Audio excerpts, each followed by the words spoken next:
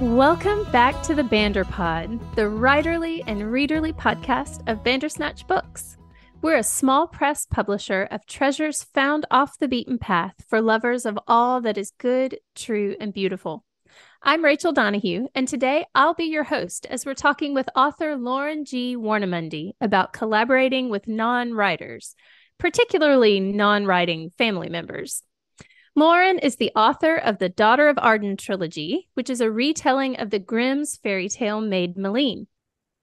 Exile, Wandering, and Promise have all been published by Bandersnatch Books. Loren Warnemuende, welcome to the Banderpod. Hello, it's so great to be here. Yeah, I've been really looking forward to this conversation because I'm a huge fan of your writing and have loved these books from the very beginning. So to get this conversation rolling, why don't you tell our listeners about your books? Give us the elevator pitch. Okay, so as you said, it's a retelling of the fairy tale Maid Maleen of the Brothers Grimm. The gist is the Princess Maleen, her father has declared that she is going to marry the son of an allied kingdom, or she will wait out a coming war in the tower that they are going to build for her. Of course, Maid Maleen is not interested in this prince at all, and so she's waiting for her knight in shining armor to come swooping in and take her away. So she goes for the tower, and that's the kickoff, because it just goes from there.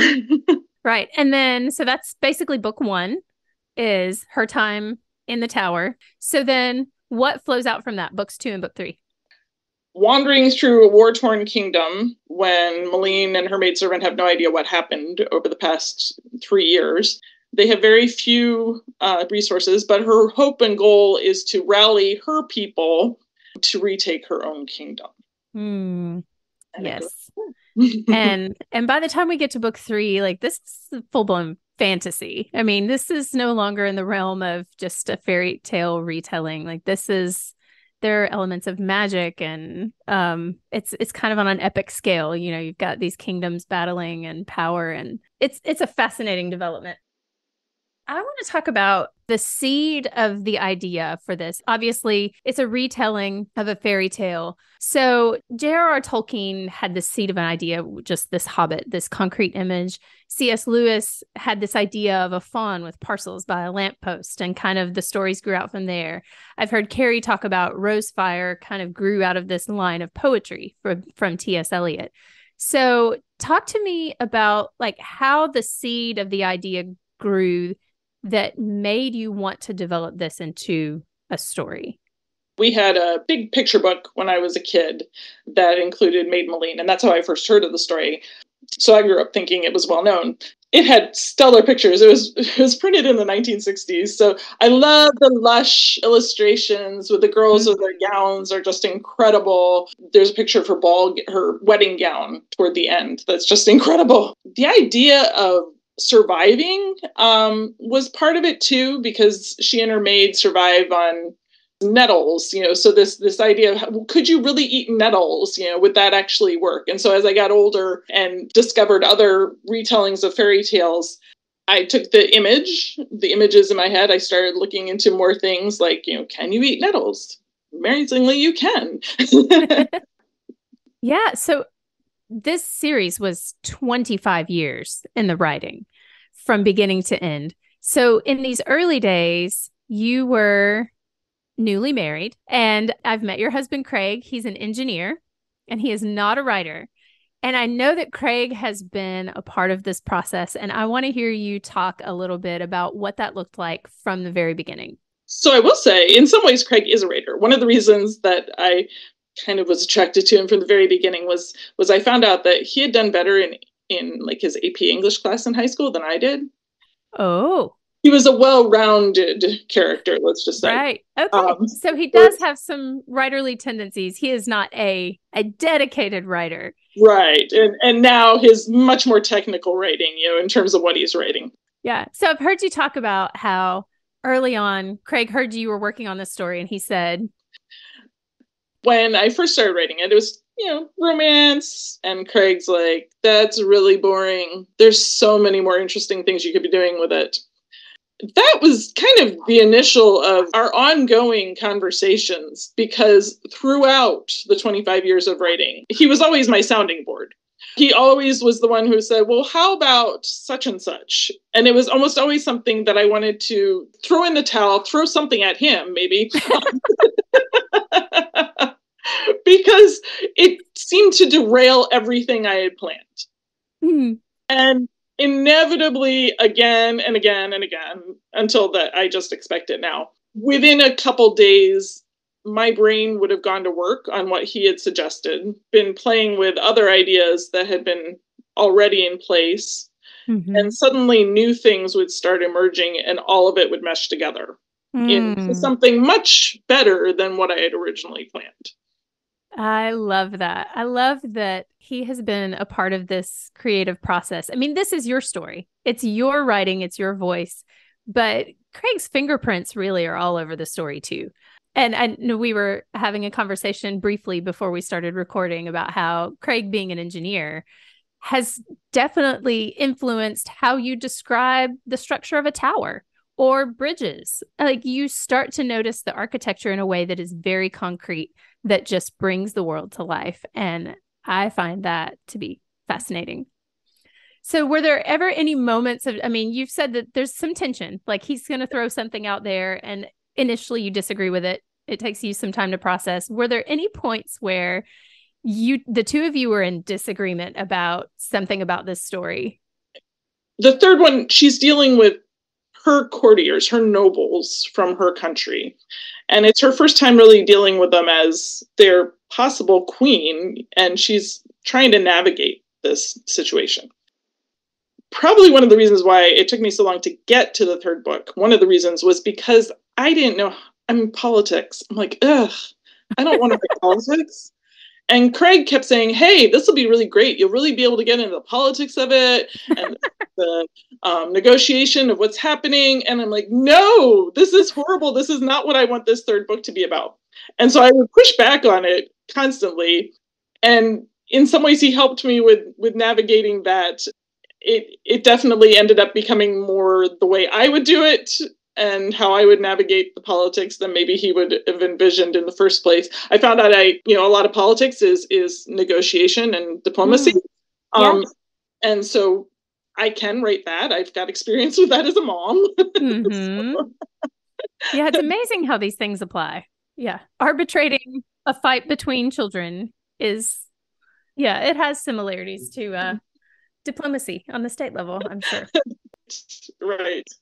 All right. So once you had reached the end of this whole trilogy, like, you've been collaborating with Craig all along and having these conversations, but you also are doing this in the midst of family life, and your children have definitely, their imaginations got wrapped up in this as well. And so talk to me about how that started. At what point did your daughters start to really get involved in the story, and how did that process of working with them on the artwork develop?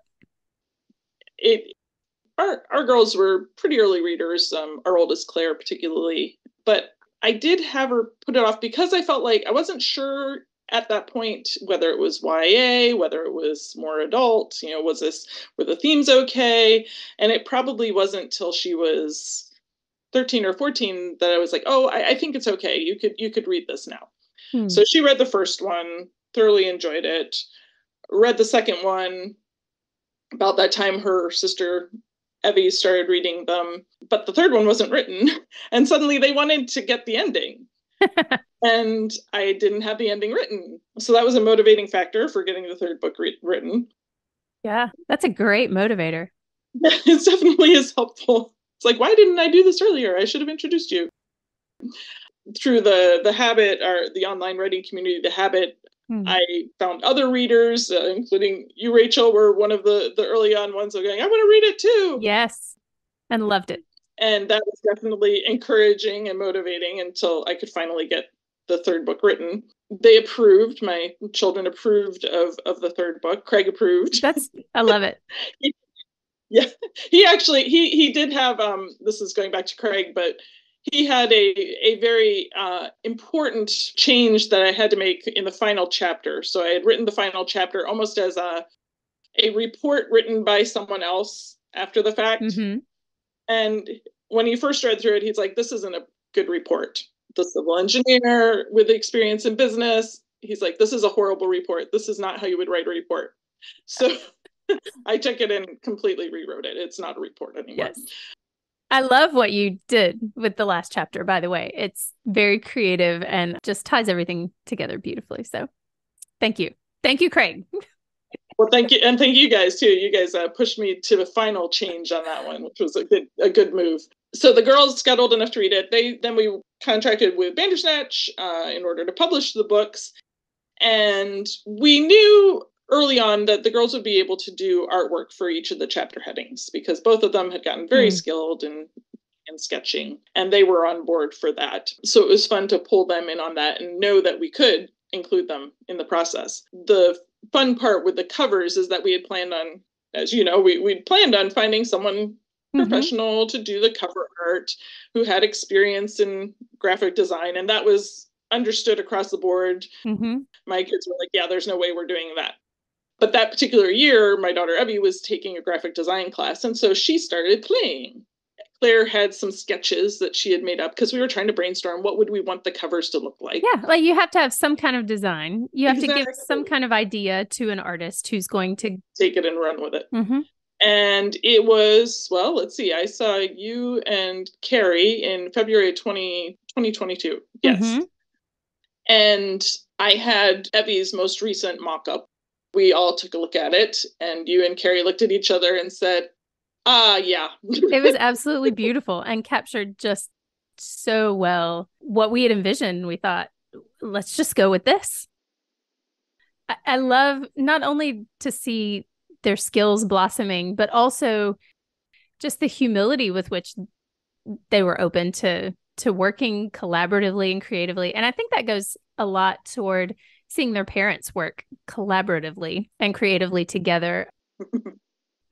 There always are family tensions that these relationships come into play, and like whatever tension is already there as sisters or as mother and daughter or husband and wife, like obviously those things play in.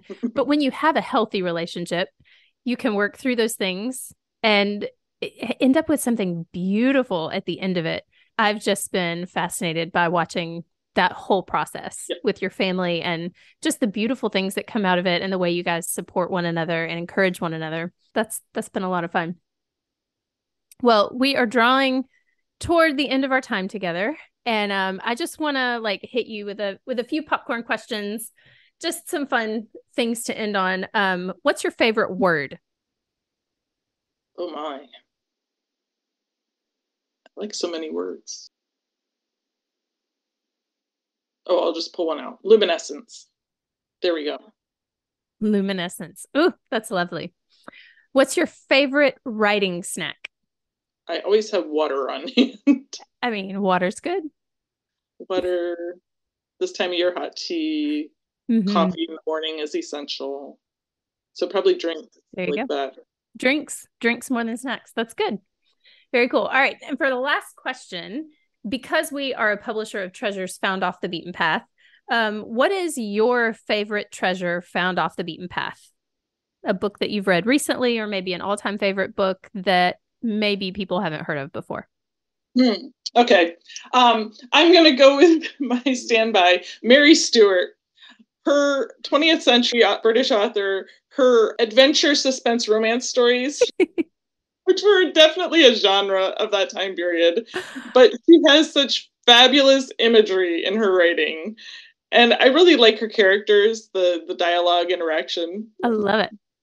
They're in different locations that you can tell she's actually been to those places because the writing is so vivid. The way it's described is fabulous. Oh, that's wonderful. Mary Stewart. All right. That's one for us to explore. All right. Thank you so much, Loren, for being on the Banderpod, and we wish you all the best with your trilogy. Thanks. Then may you find bookish treasures in your wanderings off the beaten path. Thanks for listening in to our conversation today on the Banderpod. We hope you'll check out our full catalog at bandersnatchbooks.com. The Banderpod is produced by Rachel S. Donahue, A.B. Donahue, and Carolyn Claire Givens. Audio engineering by S.D.G. Morgan. Artwork by Evelyn Warnemuende. Many thanks to our friend Chris Slayton of Son of Laughter for our theme song, Cricket in a Jar. Find links and more in the show notes.